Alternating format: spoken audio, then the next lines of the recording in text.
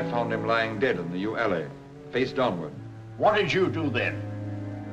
I hurried across the moor to fetch the doctor, Dr. Mortimer. He was at dinner with Miss Stapleton and her brother. Very well, Barrowman. That's all. Yes, sir. Dr. Mortimer, to what do you attribute the death of Sir Charles? Heart failure, sir. I might add that for some time Sir Charles was in a highly nervous state. Worried. Something was preying on his mind. And did he confide to you what was preying on his mind? Well,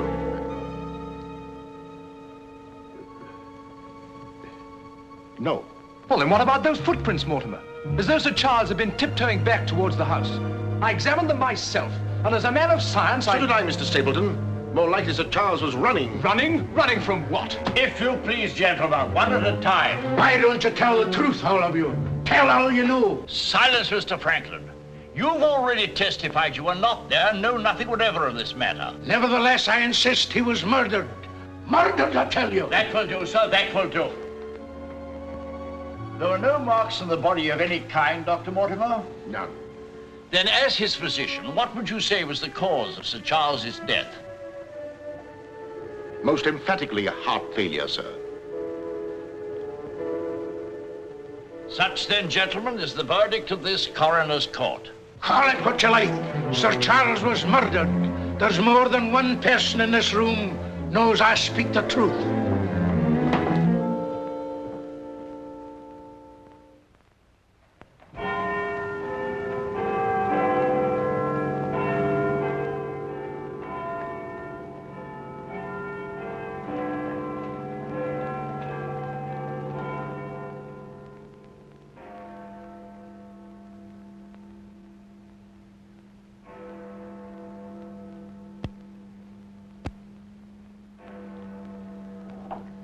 I'm blessed if I know why on earth you want all these clippings about this Baskerville fellow. I've an idea, Watson, that young Sir Henry isn't destined for a very long existence in this world. What? My conjecture is that he'll be murdered. Murdered? It'll be very interesting to see if my deductions are accurate.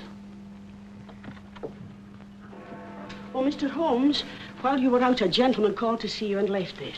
He asked you to give it to me? Oh, no, sir. He just left it by mistake, I imagine. Uh-huh. Dr. Mortimer? He didn't leave his name, sir. No, it's here on the stick, Mrs. Hudson. Oh, is it? I didn't notice. Do you know any Dr. Mortimer, Watson? Huh? What did he want? He didn't say, sir. What do you make of it, Watson? Why should I make anything of it? The fellow came to see you. Ah, but what kind of a fellow? Let me hear you reconstruct him from his walking stick by our usual method of elementary observation.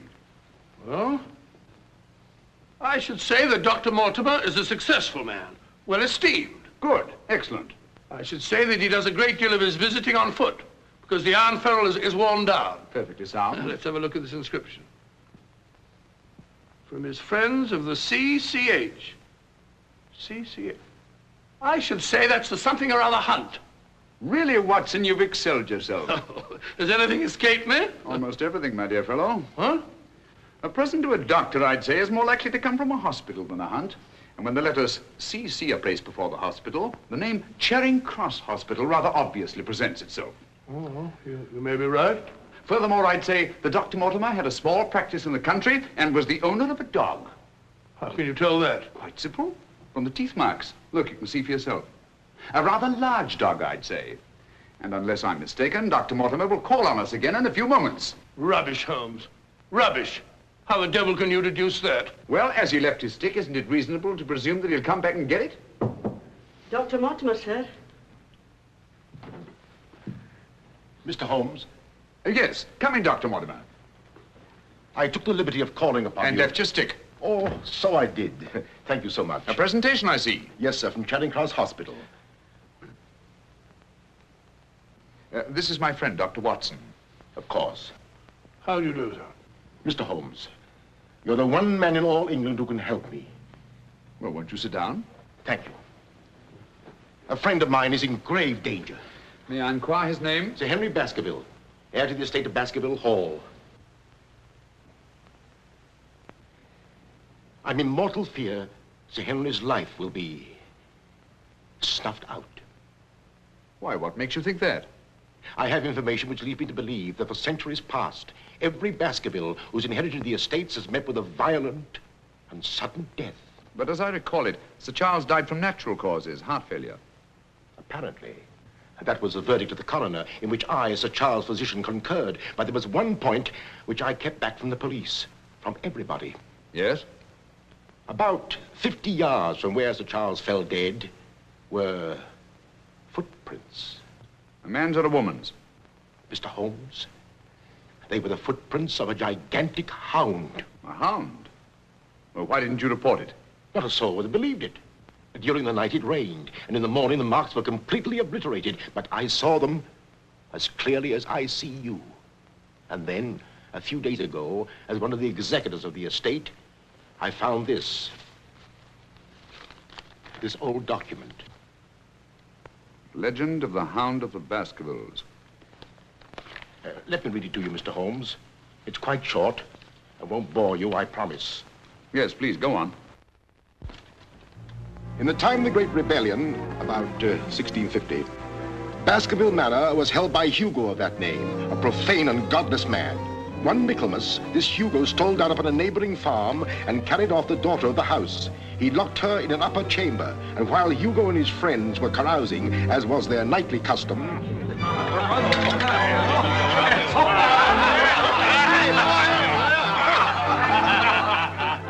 Such a cuddlesome little wench never existed before, I swear. Cheeks soft as velvet, a form so wondrously rounded. Tell us more. What happened then? Where was I? Her form, you were saying. Oh, yes. No need to cry out, I told her. Hugo will not hurt you. With that, I whisked her up on my saddle, covered her with my cloak, and we were off like the wind. You brought her here? To the manor? Where is she? Go fetch her, Hugo. Easier said than done, eh, Hugo? How can he fetch her if she isn't here? Oh, she isn't, eh? Come on, I'll show you. I'll take a look.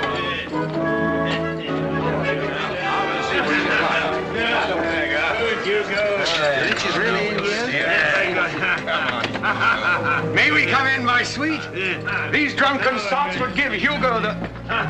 There is no girl. Gone! Gone!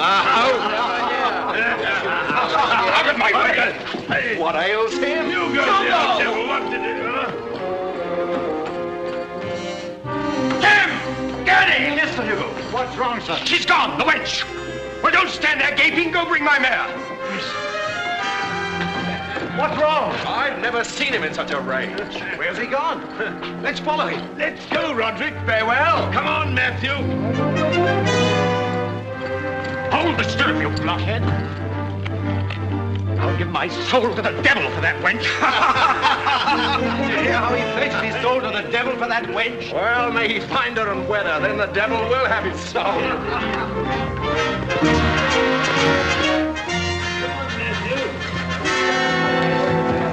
on and on they rode, until suddenly they came upon the body of the girl.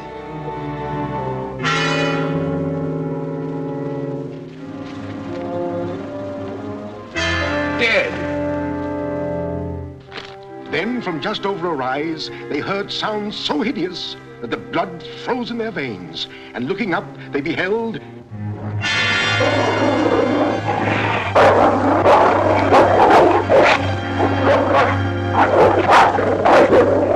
Before we could get at him, Sir Hugo was dead. His body literally torn to shreds. Such is the history of the Hound that has cursed the Baskerville family ever since, many having been unhappy in their deaths that have been sudden, violent, and mysterious. Well, Mr. Holmes? Interesting. Very interesting. What do you think? I don't know. But Sir Henry's arriving from Canada tomorrow. Please understand my dilemma, my responsibility. I was Sir Charles' best friend. My duty is to protect that boy. If I should take him down there to Baskerville Hall and anything happened to him... What I'd suggest, Dr. Mortimer, is that when Sir Henry arrives, you bring him here. Oh, thank you, Mr. Holmes. You don't know what a load you've taken off my mind. Good night, Dr. Watson. Good night, sir. You've left your stick again. Oh, thank you. By the by, Dr. Mortimer, you have a dog. I have no dog. Then how do you account for these marks? Evidently the teeth marks of a dog. I used to have a dog, a small spaniel, but it died. Good night. Good night.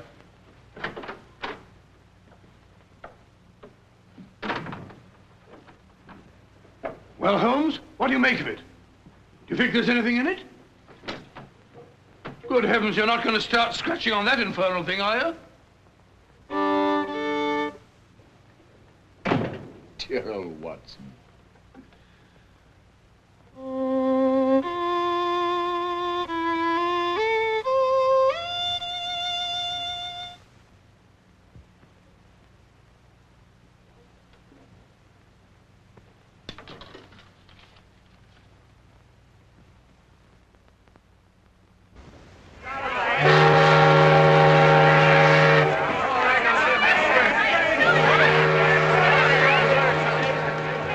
Goodbye, Sir Henry. If you ever go back to Canada, be sure you sail with us. Thanks. You've all been wonderful. The very best of luck, sir. And the same to you. This way, Sir Henry. Ah, here you are, Sonny. Thank you, sir. And you? Thank you, Sir Henry. And you? Thank you, sir. Thank you. Sir. Oh, Sir Henry. Oh, it's too bad. It's all over. Just when you and Betsy Ann were really getting to know each other. Oh, but we are going to see one another in London, aren't we, Sir Henry? Oh, I should love to. But I have to go down to the country, unfortunately. To your ancestral estates. How exciting. Perhaps, Betsy Ann, if you're very good, Sir Henry will ask us to visit him. Of course, yes. We're staying at the Savoy. Don't forget. I will. Bye. Goodbye. Sir Henry? Yes. I'm Dr. Mortimer. Your uncle was my best friend. How do you do? Thank you for coming to meet me. Not at all, my dear boy. Did you have a pleasant trip? Splendid, thank you. I've taken rooms for you at the Northumberland Hotel, where I'm stopping. Fine. I assume you'll be staying in London for a few days. Yes, I haven't seen it since I was a boy. Thank you, sir. Northumberland Hotel.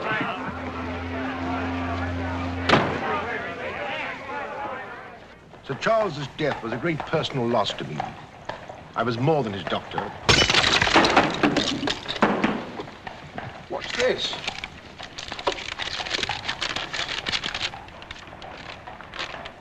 What are those words?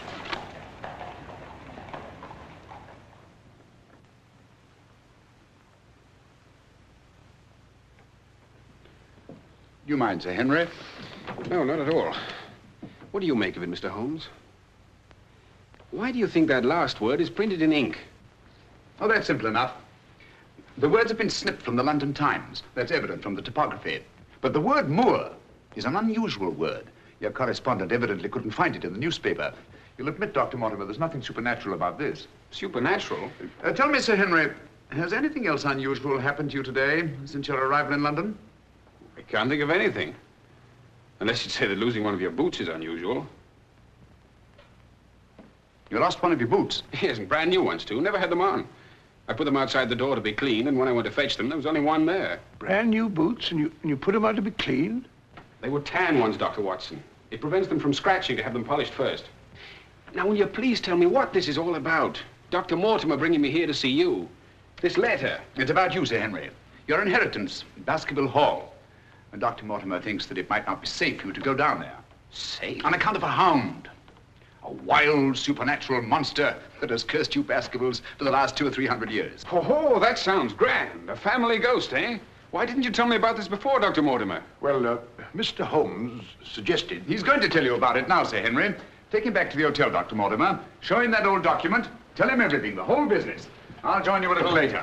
Come on, we'll stroll back. You can tell me on the way. This is not something to joke about, Sir Henry. Believe me. See you presently. Good night. What's up? Shh. Come on, Watson. What's up now? Where are we going? You'll see soon enough. Not a moment to lose.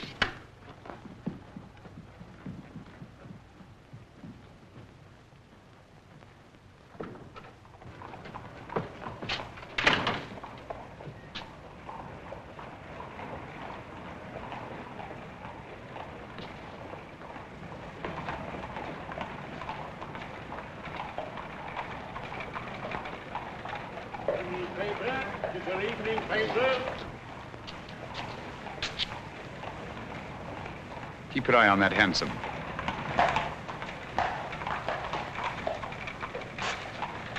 This letter dates back to about 1650.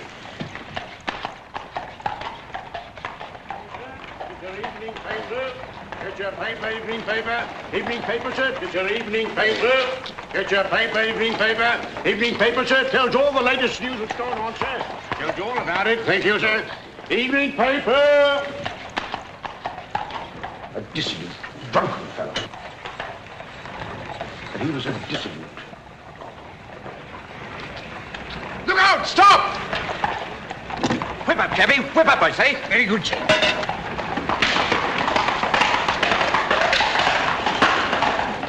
Who was it? I don't know, but it's just as I expected. Hadn't we better hurry on and warn them? No. They're not in any danger now. Here's the number of that hansom. Find out from Scotland Yard who the cabby is, and if you can, fetch him along to the hotel. I'll do my best.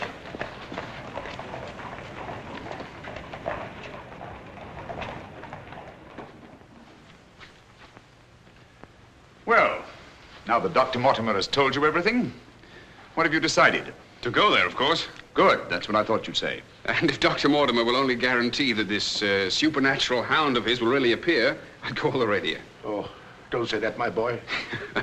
Sounds like a bogey story they tell kids to frighten them at night, doesn't it, Mr. Holmes? Yes, rather. It might interest you to know, however, that you were shadowed from my house. Shadowed? Yes, and probably have been ever since you arrived in London. By whom? I don't know. A man in a hansom. He must have seen me run after him and had the cabby dash off. Oh, by the by, did you ever discover your mislaid boot? No. Hello? Well, the brown one's here, but one of the black ones is gone. I'll ring for the chambermaid. Perhaps she can explain. Yes, do. Now, why should anyone want to take an odd boot and then exchange a brand new one for an old one? Can you explain it, Mr. Holmes? No, I can't. Come in. Did you ring, sir? Yes, about that boot of mine. Oh, I haven't found it yet, sir. I've made inquiries all over the hotel. Well, it's back, the brown one, but now one of my black ones is gone. Oh, sir, that is odd. Who else except yourself has access to this apartment? Only the housekeeper, sir, and she wouldn't do a thing like that. No, of course not. I'm terribly sorry, sir. I'll do my best to find your boot. All right, thanks. Oh. Good evening, gentlemen. Good evening, Dr. Watson. I've got him. Come on in, Clayton. Come this way. This is John Clayton, number 2704. How do you do? How do you do, Clayton? Won't you sit down? Won't keep you long. It's good of you to come. Thank you, sir. Now, Clayton, I wish you'd tell us who your fare was that watched a certain house on Baker Street this evening and later followed these two gentlemen. Well, I'm glad to you know as much as I do, sir. Well, not quite as much, I hope. The gent said as how he was a detective, sir. Oh, he did? Yes, sir. Mm-hmm. How would you describe this gentleman, Clayton? Well, it's, I suppose about 35 years of age, sir. Mm-hmm. Dressed like a toff. Had a small black beard, sir. And the color of his eyes? I can't say, sir. Uh-huh. I see. When did he tell you that he was a detective? At the station, sir. When he gave me the 2 guineas, what he'd promised me. Mm-hmm. Did he tell you his name? Yes, sir. What did he say it was? Sherlock Holmes, sir. What? Well, that's the name what he gave me, sir. Sherlock Holmes. Well, whoever it is at least has a sense of humor. Here, Clayton. Here's something for your trouble. Thank you, sir. Thank you kindly, sir. Is there anything else I can tell you, sir? Nothing at all, I think. All right, sir. Good day, sir. Good day. Good day, gentlemen.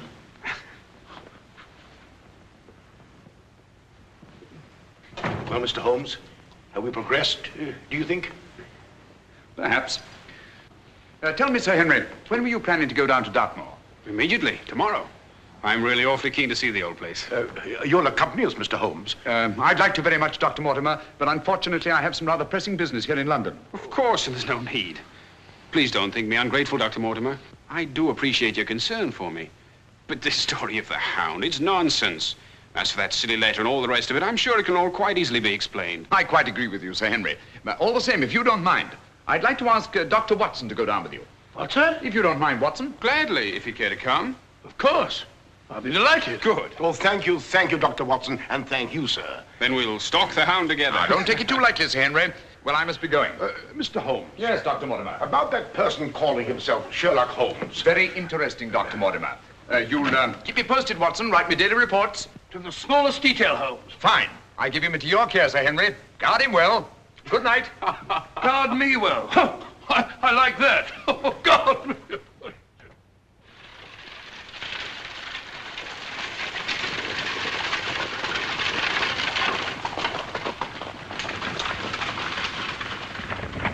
Here we are, Sir Henry, on famous Dartmoor.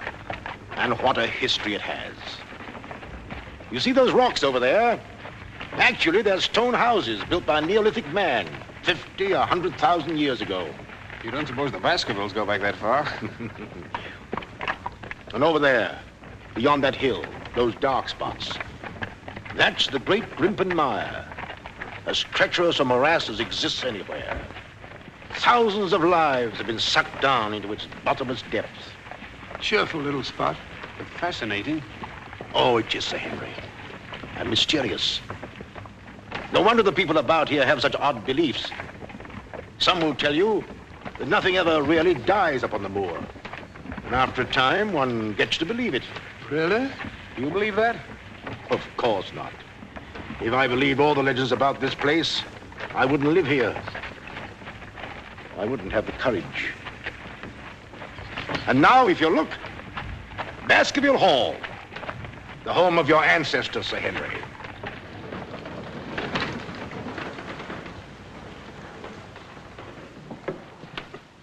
How are you, Barrowman? Very well, thank you, sir. Thank you. This is Barrowman the butler, Sir Henry, and Mrs. Barrowman. Welcome, Sir Henry. Welcome to Baskerville Hall. Thank you. Barrowman was with your uncle most of his life, as was his father before him. Well, I hope you'll be just as happy here with me. Thank you, Sir Henry.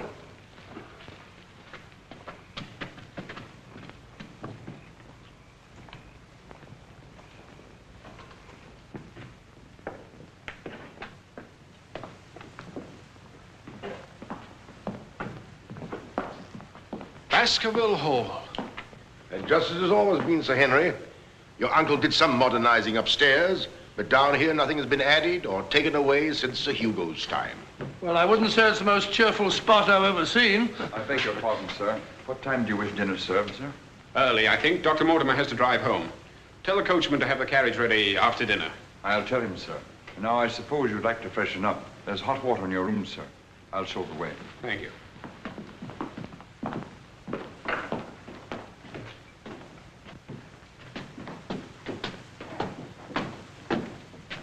Be careful, sir. These steps are a bit in need of repair.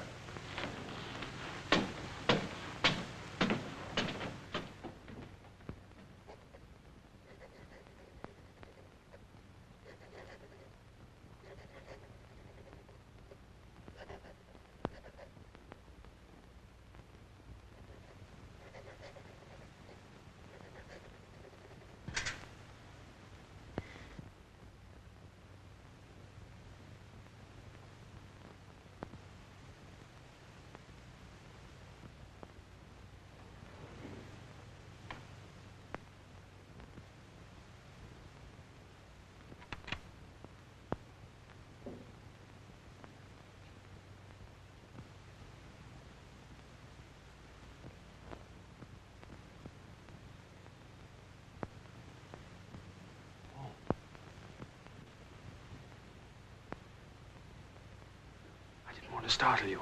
I thought you might be asleep. What is it? Come quickly. Someone's prowling around.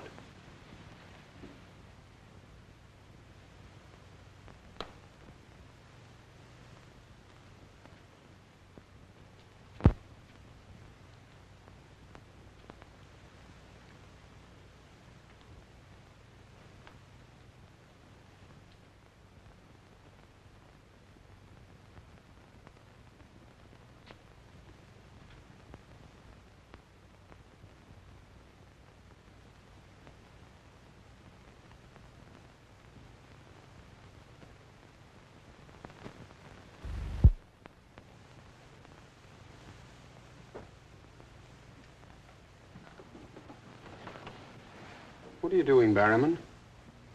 Oh, nothing, sir. It was the window. The window? Yes, sir. I was just seeing that it was fastened. What does it matter whether it's fastened or not? The window on the second floor. I go around every night seeing that they're fastened. Sir Charles always insisted upon it. Well, that sounds reasonable enough. Well, if it's properly fastened now, Barrowman, you can get back to bed. Yes, sir. Thank you.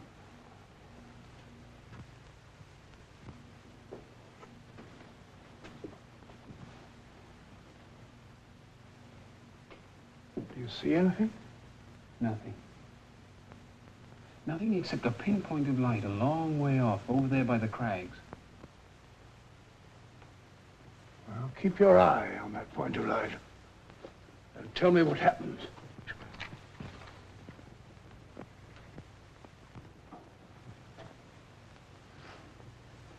Do you see anything now? It's gone now.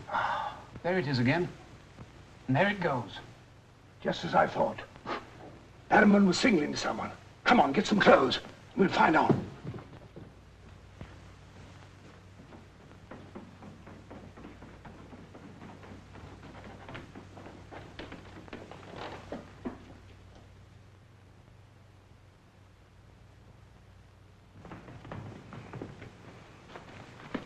It's still there. Yes. Try not to lose sight of it.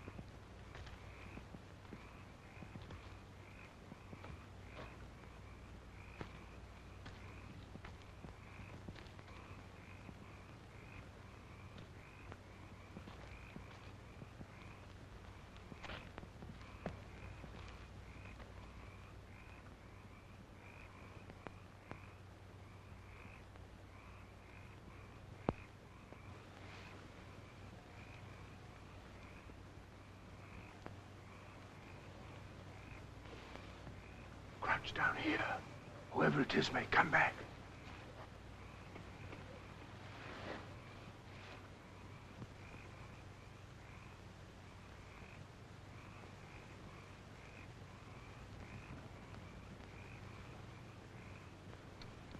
What about getting a little further away from that light? Up there. Good idea.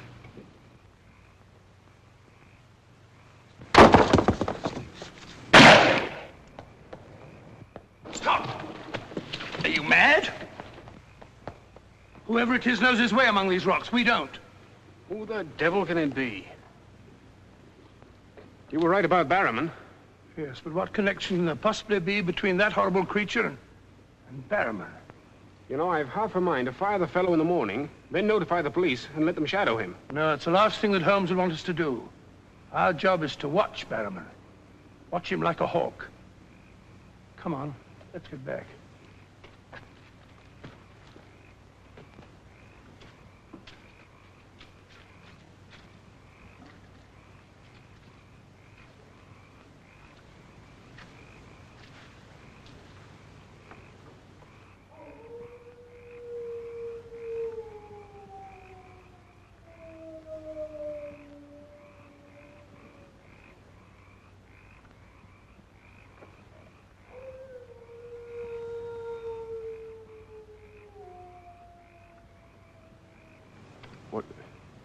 What do you think it is? What did it sound like to you? Well, if we were back in London, this would seem ridiculous. Let's get on.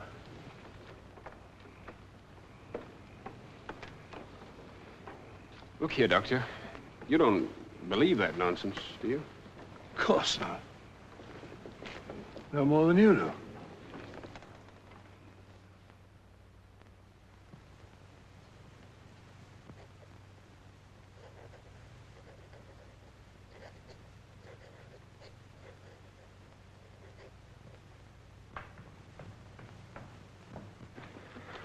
Morning. Morning, Sir Henry. So that's our famous moor, eh? Yes, sir.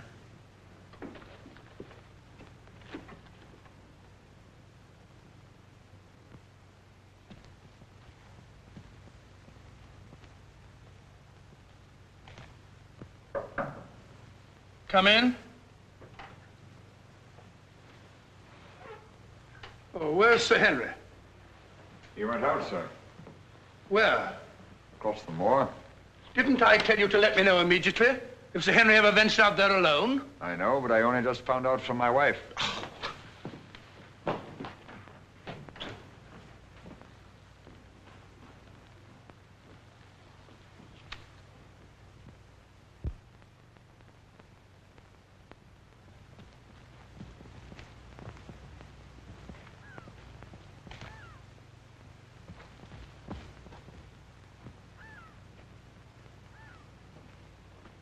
Hello there. Oh, forgive my shouting at you, Dr. Watson. My name's Stapleton. Live just across the moor. But how did you know my name, sir? Oh, from Dr. Mortimer, one of our neighbors. Oh, yes, sir. Hi, Sir Henry. He's very well, thank you. Oh, we were a bit worried he might decide not to come here. After the rumors that followed the sad death of Sir Charles, has Mr. Sherlock Holmes come to any conclusion yet? I really can't say. Oh, is he going to honor us with a visit? I haven't the slightest idea. Well, if I can be of any help, I do hope you'll call upon me. I know this place pretty well. Thank you, but I don't think I shall be needing any help. Wonderful place, this moor. From a scientist's point of view, there's nothing like it. Vast, barren, mysterious. You see those bright green spots over there? Seems a little more fertile than the rest. Fertile? That's the great Grimpen Moor. One false step means death. Only yesterday, one of the moor ponies wandered into it. Turned me sick with horror to see it struggling. And the sound of its screams... What's that? Oh, that? Well, the people round here say it's the hound. Surely you don't believe such rot? Bogs make queer noises. Or perhaps it's a bittern booming. A bittern? Yes, a very rare bird. Practically extinct. If anything is extinct on the moor. Stop! Stop! Look out! Stop! That was a voice. A woman's voice. Thank heavens you heard me. Another few yards, you'd have been into that mire. Looks innocent, doesn't it? But only yesterday, a little moor pony got into it, and that was the end of it. Well, thank you for shouting at me. You're Sir Henry? Yes. Oh, I suppose I should say welcome, Sir Henry, but I'm afraid it wouldn't be sincere. Oh, that's understandable. The stranger coming here and taking the place of someone you were fond of. Oh, it's not that. No? Tell me, what is it? Sounds silly, I know, but Oh, it's not that ridiculous hound legend. I never used to believe those things till I came to live down here. But you do now. You're rich. You can go anywhere you want to. There are so many other places to live in the world. Interesting places. Just now, I find this place very interesting. Why, hello, Beryl. Hello. Oh, Dr. Watson, my stepsister, Miss Stapleton. How do you do? How do you do? Hello, Doctor. And this, I'm sure, must be... Oh, Sir Henry, my brother. How are you? I was just telling Dr. Watson how delighted we are you decided to come here. I'm here and to stay. Oh, that's splendid. You know, it's been quite dull down here since the hall's been closed. It's wide open now, especially to friends of my uncle. You must both come and dine with me. You must come to us first. Yes, what about tomorrow night? You and Dr. Watson. We'll invite the neighbors over to meet you. Of course, you already know Dr. Mortimer. The only other one's old Mr. Franklin. Who's he? Oh, wait till you meet him, Sir Henry. He'll bring suit against you, I warn you. What on earth for? Oh, you'll find something. Suing people is a passion with him. I'll look forward to meeting him. All right, tomorrow night, then. Thank you. And thank you again for rescuing me. Goodbye. Goodbye.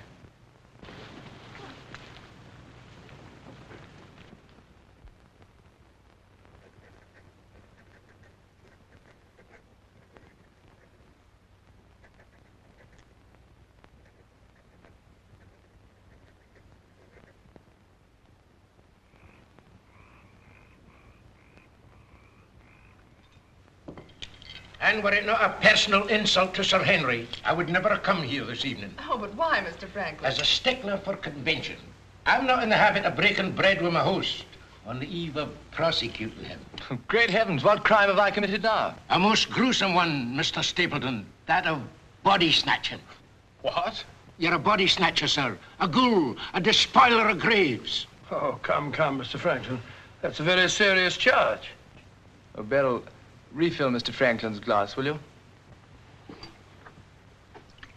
Thank you, my dear. And an excellent vintage it is, too.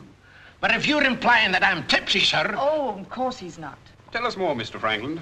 Whose body has Mr. Stapleton been snatching? According to my evidence, sir, Mr. Stapleton was seen digging among the old stone huts on the moor and removed from there a skull. Oh, that. A most interesting relic, Sir Henry, of Neolithic man. I'll show it to you after dinner. 50,000 years old if it's a day. Nonetheless, sir, you removed it from the grave without the consent of the next of kin. And according to British law, that constitutes body snatching. Deny that if you can. But what good will it do you to prosecute Mr. Stapleton? None, sir. I have no interest in the matter. I act entirely from a sense of public duty. If you care to drop by my house someday and take a tipple of wine with me, I'll be glad to tell you a thing or two about everybody here. About him prowling the Grimpen Mire at nights and why he takes her with him. Oh, there's no secret about us. As you know, I dabble a bit in the occult. Mrs. Mortimer has very strong mediumistic qualities. She finds the old caves on the moor particularly conducive to psychic phenomena. Very interesting. Have you ever tried to communicate with my uncle since his death? Oh, yes, on several occasions, but with no success. But if my wife would consent to a seance tonight, while you, Sir Henry, are present, we might... No, James, not tonight. Please. Perhaps some other time. Shall we have coffee in the drawing room?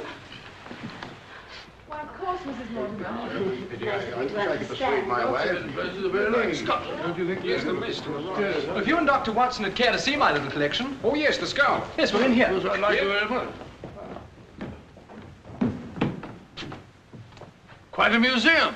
Oh, a very modest little collection. But this one really is quite a treasure. You'll observe its unusual cranial index. Gentlemen, my wife has consented. She's agreed to a seance. Splendid. Oh, fine. Please come at once.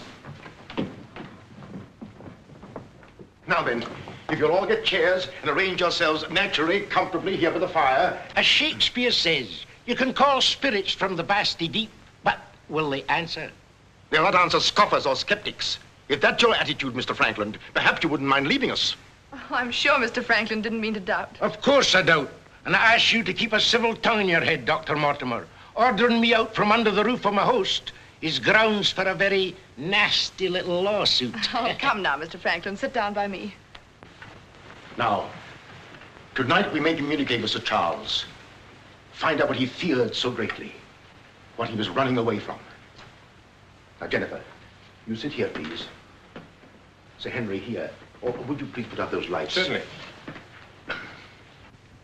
Stapleton, that light, please. Dr. Watson.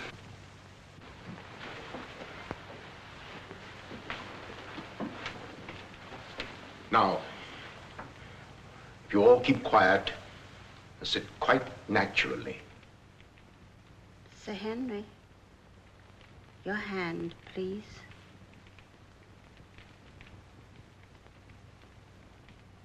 Sir Charles, can you speak to us? Let us know if you're present. There are things that only you can explain.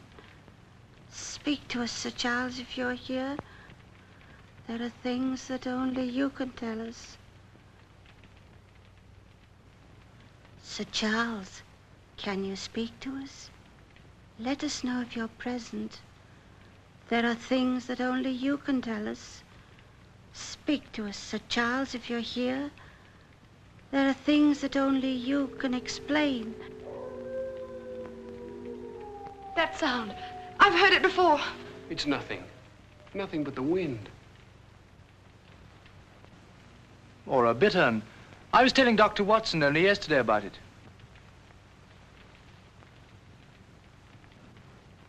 Sir Charles?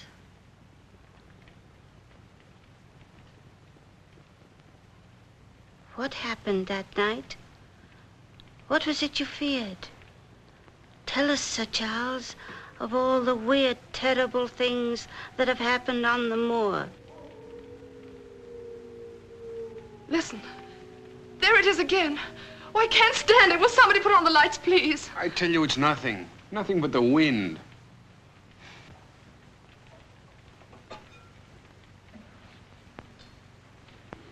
Mr. Franklin, what did you think it was?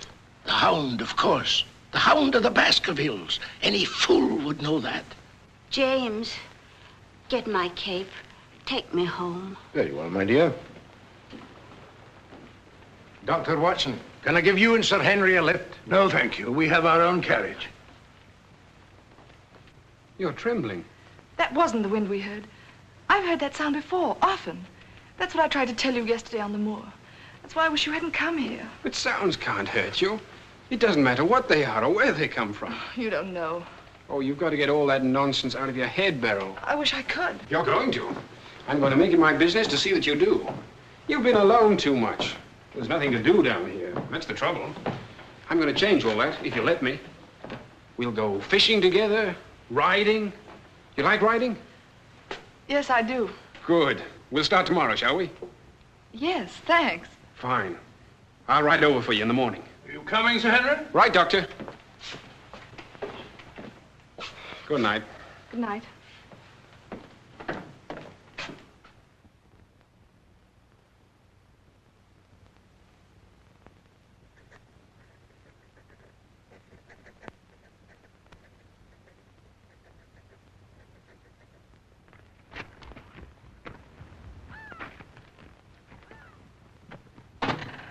Hello. Hello, Beryl. Well, where shall we go today? There's one place we haven't been. High Tor. Fine. That's where all the old ruins are. You know, Jack says that they're over 50,000 years old. That sounds interesting. And you can still see the remains of their stone huts. All right, good.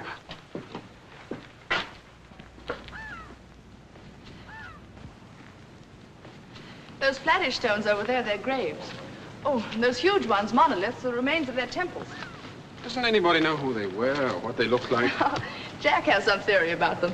But anyway, they must have been very primitive, living on roots and dressing in skins.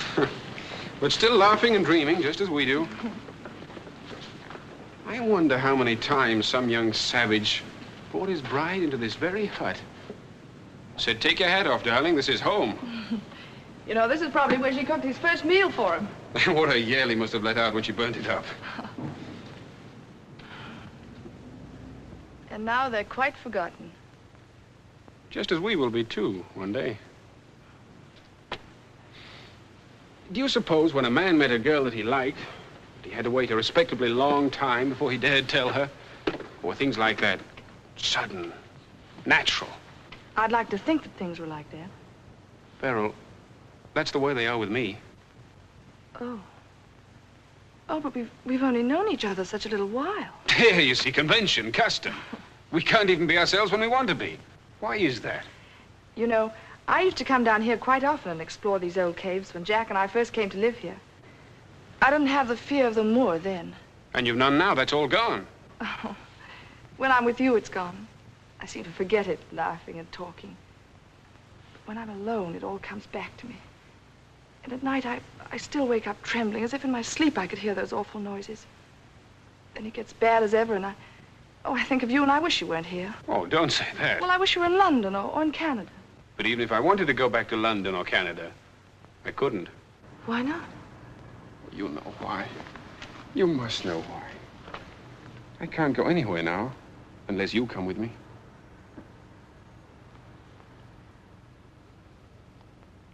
Oh, Henry.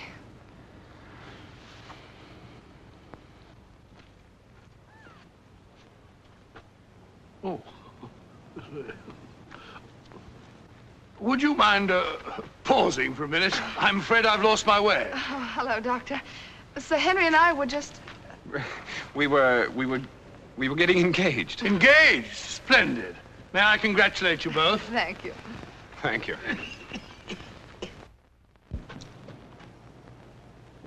Who is that? It seems that we didn't pick a very secluded spot.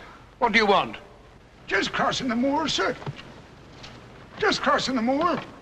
I'd be peddling my wares, sir. I must have something here would interest you, sir. How about it? How about a nice mouth organ, sir? No, thank you. Here's something an old squire like you could use, sir. A whistle. A whistle for calling your sheepdog. Calling my what? Sheepdog, sir. A regular charmer, sir. Hear him for miles around, sir. Take it away and yourself with it. How about some scent for the lady, sir? That'll do. Be off about your business. All right, sir. I ain't doing no harm. I ain't doing no harm. You know, that's what I hate about this moor. There's always something strange. Look, he's limping on the other foot now.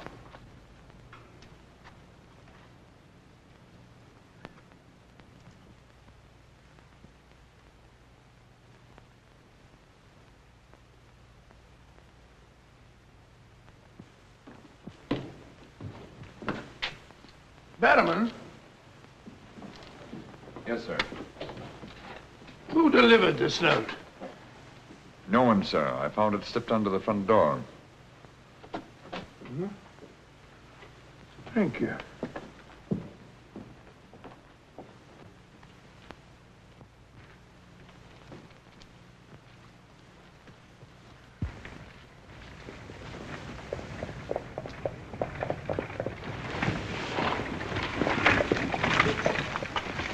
Barrowman, is Sir Henry at home?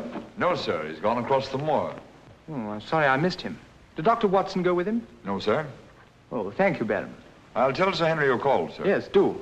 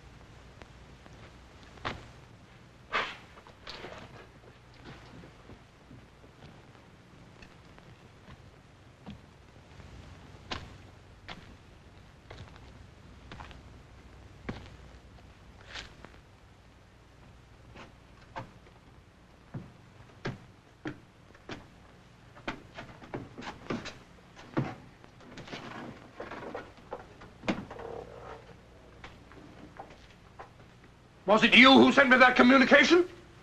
I did, sir. Out with it. Whatever it is you want me to hear. I only want you to hear this zither, sir. Zither? He don't come no finer, sir. What blasted impertinence. Getting me out here to say... Look here, my man.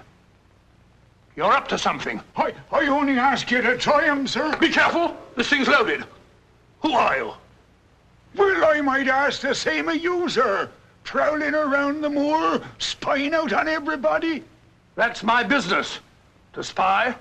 Oh, what is it? Yes, and if you want to know who I am, I'll tell you. Who are ye? I'm Sherlock Holmes. Sherlock Holmes, the detective? Yes, and now perhaps you realize why I can't be hoodwinked. Oh, sir, that changes everything. Now, who are you? Quick! Well, in that case, sir... My name must be Watson. Holmes! How are you, my dear fellow? A fine detective you are, calling yourself Sherlock Holmes. So you've been down here on the moor all the time? That's a fine way to treat me, I must say. Send me down here. Let me think that you were in London, working on that blackmail case. Let me sit up half the night, writing those blasted reports. Serious reports, my dear Watson, and very valuable they were, too. I made arrangements to have them forwarded on to me. A shabby trick, which I'll not forget. Ah, but a very necessary trick. If I'd come down here with you and Sir Henry, every movement of mine would have been watched. While in this way, only you and Sir Henry have been watched, and I've been free to work. That's all very well, but making a fool of me... Sit down, Watson. Do sit down. Perhaps a little supper will help you to get over your huff. Huff? I'm in no huff. Here, try some of these sardines. It's a pity I didn't know you were coming.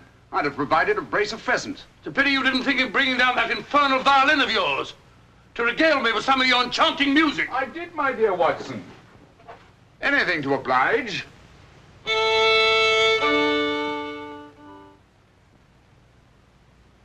Well, if you've had enough to eat, Watson, and you're feeling in better spirits, I think we'd better be getting along. Getting along where, if I'm not prying? I'm returning with you to Baskerville Hall. There are still some gaps to be filled in, but all in all, things are becoming a little clearer. Not to me, I assure you. Still a hopeless jumble.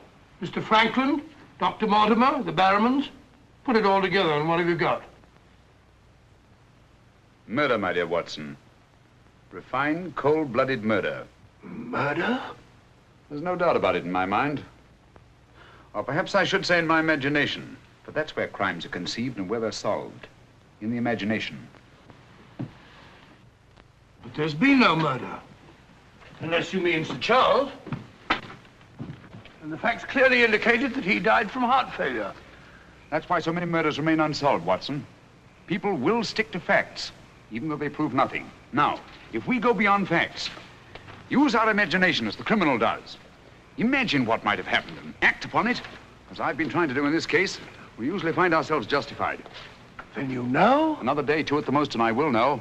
My one fear is that the murderer will strike before we're ready. In that case... What's that? Where's it coming from? There. No. There. The hound. Come on, Watson, quick.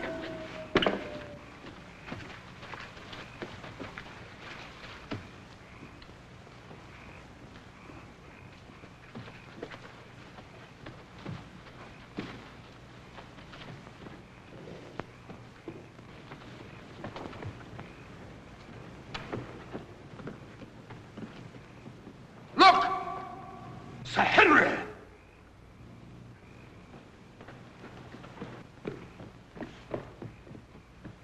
Must have run along that ridge and fallen over the cliff. He's dead. Skull crushed in. The convict. Thank heaven. What? That's the man I shot at the night we arrived. The man Barrowman was signaling to. Who is it? The Notting Hill murderer. He escaped from prison last month. Been hiding on the moor ever since. The Notting Hill murderer? Do you mean that he is responsible for all this? That remains to be seen. But he's wearing Sir Henry's clothes. Yes, that accounts for it. Accounts for what? For the hound. These clothes were the cause of that poor devil's death. Do you mean that the hound was after Sir Henry? Yes, and mistook the convict for him because of the scent of the clothes. Do you remember that missing boot, Watson? Why do you suppose the brown one, the one that had never been worn, was so mysteriously replaced in the black one taken? Why? Because a boot that had never been worn wouldn't have had the scent of the owner, and the black one had. But how does this convict come to be wearing Sir Henry's clothes? Oh, well, that's simple enough. Why, Dr. Watson. Somebody hurt? Who's this? The convict who escaped from Princeton. Oh, how terrible. I heard a cry. That's what brought me over here. What's your theory about it, Mr. Holmes? You're quick at identification. Oh, everybody knows you, sir. As a matter of fact, we've been expecting you down here. My name's Stapleton. How'd you do? You came in time to see a tragedy. Yes, a most unpleasant remembrance for me to take back to London tomorrow. Oh, must you go so soon? I've been looking forward to meeting you. Yes, I'm afraid I must. We were hoping, Mr. Holmes, that you may be able to shed some light on the occurrences that have puzzled us down here. Yes, but an investigator needs something more than legends and rumors. Oh, quite so. Give me a hand, will you, Watson? We'd better put this poor fellow in one of the huts till the morning. Oh, let me give you a hand. Oh, I think we can manage all right, thank you.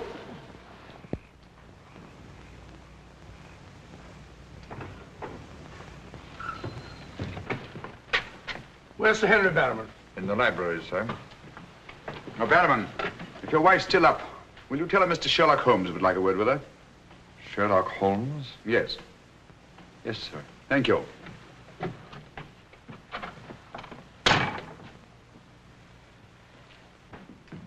Sir Henry. Holmes! I'm glad to see you so well, Sir Henry. Why didn't you tell me Mr. Holmes was coming? Well, I was just... he didn't know. We ran across each other in the village. I am glad to see you. What is it, Barrowman? Oh, I asked to see Mrs. Barrowman, if you don't mind, Sir Henry. Of course not. Come in, Mrs. Barrowman. I think you'd better sit down. Thank you, sir. I prefer to stand. I'm afraid I've some rather bad news for you. What is it? Well, it's going to be a bit of a shock. Oh.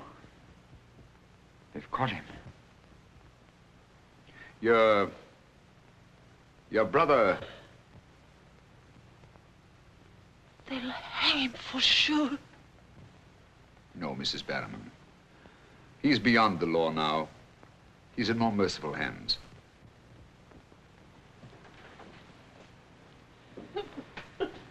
We came upon the poor fellow as we were crossing the moor. He must have missed his footing and fallen over the cliff. No further need, Barrowman, to signal to him from the window or take food out to him or give him Sir Henry's discarded clothes. Go, Sir Henry. It was all my doing. Barrowman here wanted to tell you all along so as you could notify the police. But he was my kin, my old kin. Even though he wasn't never any good. We understand. You won't hold it against Barrowman, will you, sir? Of course not. Now take her along and see that she's all right. Thank you, sir. Thank you, Sir Henry.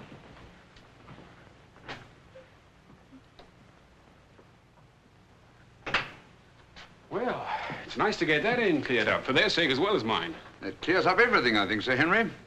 That poor devil must have been completely demented. And that accounts for those dreadful noises that we've been hearing from time to time. Exactly. Your troubles are over, Sir Henry. I really am most grateful, Mr. Holmes. Oh, not at all. I've done little enough. But you can sleep peacefully in your bed now and commence to lead the life of a happy country squire. Well, not for a little bit, I'm afraid. I'm off to Canada again. Canada? Beryl, Miss Stapleton, and I are going to be married. Miss Stapleton? A very charming young lady. Congratulations. Everything's arranged. Her brother's giving us a farewell party tomorrow night. We'll be married in London the following day, and then off for a honeymoon to Canada. My congratulations too, Sir Henry. Thanks. What luck you're here. You and Dr. Watson will be with us tomorrow night. Oh, no, I'm sorry. I'm afraid I can't. I must hurry back to London. And so should you too, Watson. We'll have to report to the police here about that convict in the morning, but there's a train leaving early in the afternoon. Oh, what a pity. Beryl will be dreadfully disappointed. Now, we'll remedy that when you come up to London. You must dine with us before you sail.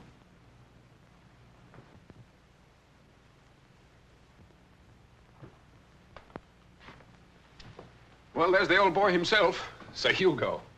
Hugo, the Beast of the Baskervilles. Not a bad bit of brushwork. By Ransom, one of the minor painters. Oh, I don't imagine it's very valuable. I can't quite agree with you, Sir Henry. One day it might prove to be of the greatest value. Well, we must be going.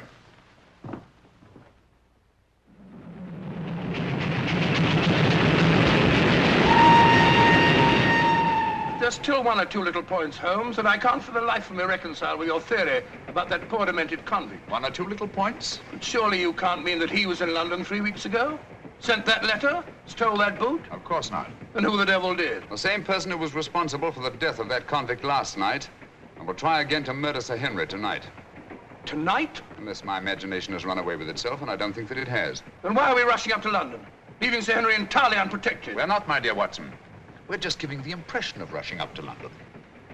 In a minute and a half, we'll be in Oakhampton. There, we'll catch a train back to Dartmoor. If my surmise is correct, we'll nab our man in the act. But if you know who it is, why all this roundabout rigmarole? Why don't you have him arrested? Because I've no case. Not a shred of evidence that would hold in any court. The only way is to catch him red-handed, to catch him in such a way that there's no escape, no alibi. That means gambling with Sir Henry's life. But you can't possibly... Gambling to save his life. But we've got to take that chance. Otherwise, the shadow of sudden death will be forever hanging over his head, and sooner or later... Here we are, Oakhampton. And may you both spend the rest of your years together in happy contentment. Yeah. Thank you. Thank you. And now I want to thank you all for the kindness that you've shown a stranger. And when Basil and I return, I want you to know that you'll always be welcome at Baskerville Hall. Thank you. Thank you, Sir Henry. It's going to be lonely for you, Mr. Stapleton, with Beryl gone. Yes, indeed it will, Mrs. Mortimer. I shall be more dependent than ever upon you, my neighbors. Don't count upon me, sir. In my opinion, you're a body snatcher. And until the courts have decreed otherwise, I want nothing whatsoever to do with you. Oh, Mr. Franklin.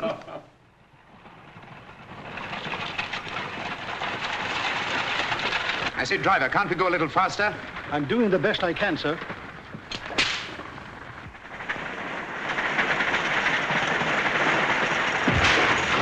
You idiot! We said go faster, not break our necks. How far is it to Baskerville Hall? It's 5 miles by road, sir, but if you want to cut over the moor, it's only about 3. Here you are. Come on, Watson, quick. Thank you, sir. It's been a wonderful evening, Stapleton. Well, glad you could be with us, Mortimer. Thank you. Take this brooch, my dear, and wear it on your wedding dress. It belonged to my great-grandmother. Something old, something new. You know. Oh, that's so sweet of you, Mrs. Mortimer. Thank you so much. And come back to us soon, both of you. We will. May I offer you a lift, my lad? It's such a beautiful night, Mr. Franklin. I think I'll walk, thank you. Merely a gesture of hospitality. Reject it if you like. Get up there! You're not going to cross the moor alone, Sir Henry. Why not? There's nothing to fear anymore. We can't be sure. Oh, but I have Mr. Sherlock Holmes' own word for it. Come along, James. Good night, Sir Henry. Good night, Mrs. Mortimer. And the best of luck to you both. Thank you.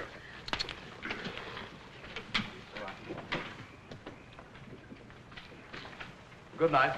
Good night. I wish you'd let Mr. Franklin drive you home. I wanted to stay and say good night to you. This is our last good night. From tomorrow on, there won't be any more, ever. Tomorrow we'll be away from this place. I wish it were now. So do I. Oh, now, don't be silly. Good night, Beryl. Good night, dear.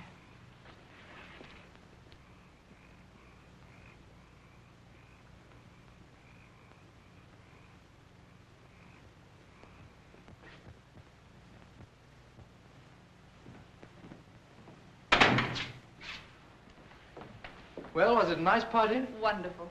Everything, and most of all you. Jack, I haven't said very much about going away, but you know how I feel. Yes, of course. It had to be. Well, you won't be too dreadfully lonely, will you? Well, I shall have my work and... Henry and I'll be back before you even know it. Yes, of course you will. Well, you better go to bed now. You've got a big day ahead of you tomorrow. Good night, Jack. Good night, dear.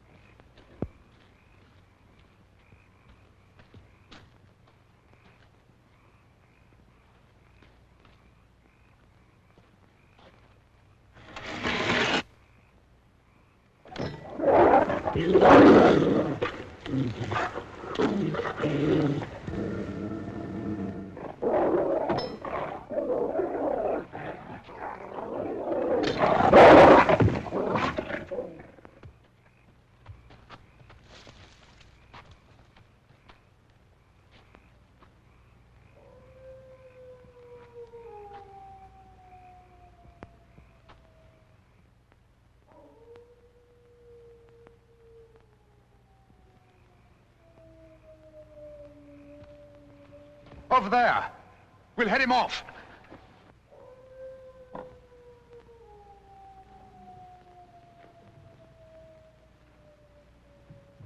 Jack! Where are you?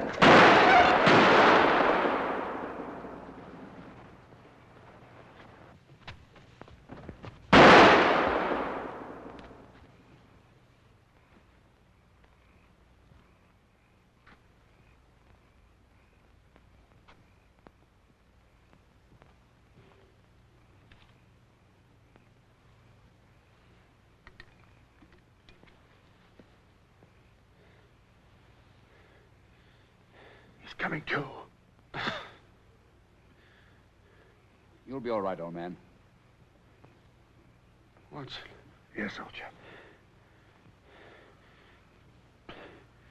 Mr. Holmes? Yes. What was it? We've got to get him home quickly. Can you manage him alone? Yes. Because I've got things to do. Help get his arm around my shoulder. I'm all right.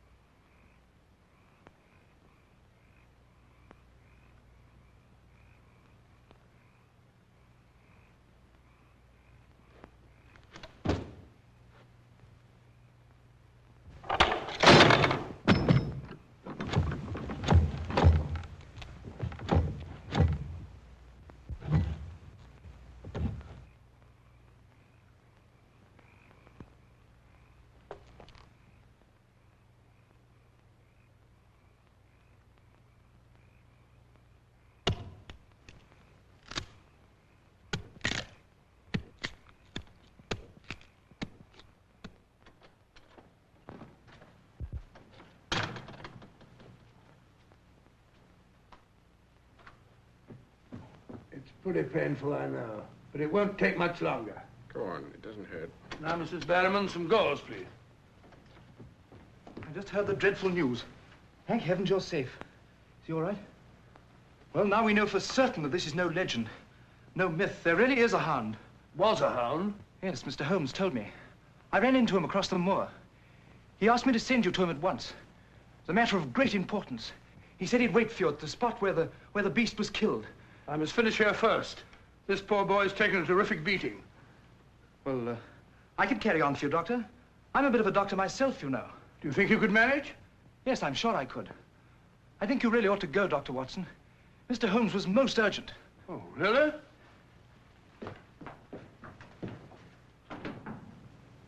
I shall need some hot water, Mrs. Barrowman.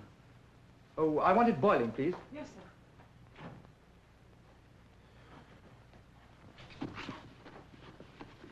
It must have been a terrifying experience, Sir Henry. Terrifying. It was. It was indeed. Yes, I can see you're still weak from loss of blood. I can't say I feel any too well. Here, drink this, Sir Henry. You'll feel much stronger. I'll see to your other bandages after.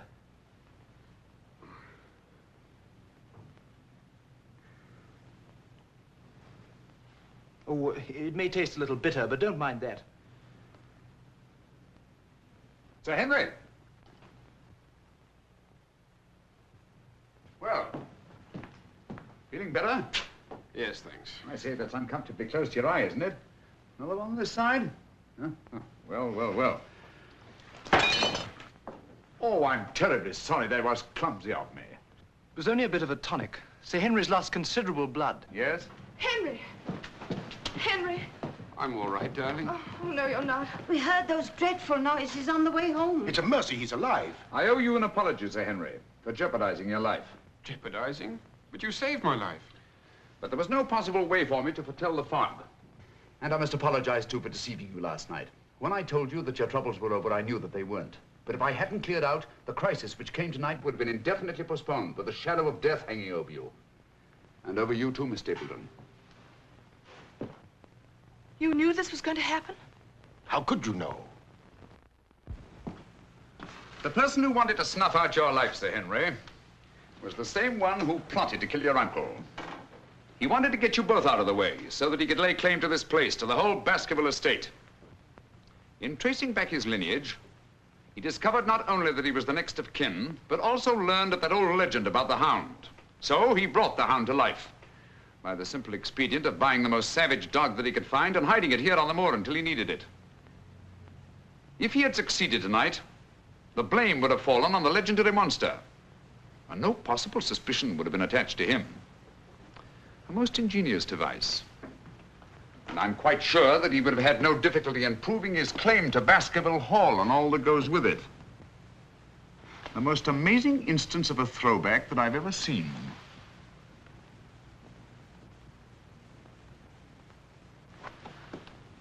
And you can see for yourself. Stapleton! One move and I'll shoot.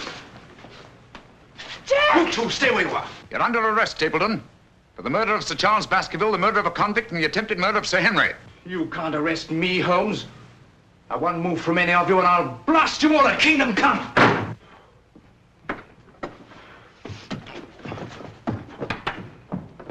So sorry, old boy. What's the matter, old man? What's the matter? That's our man. Stapleton, the murderer? He won't get very far. I've posted constables on both the roads, and the only other way is across the Grimpen Mire.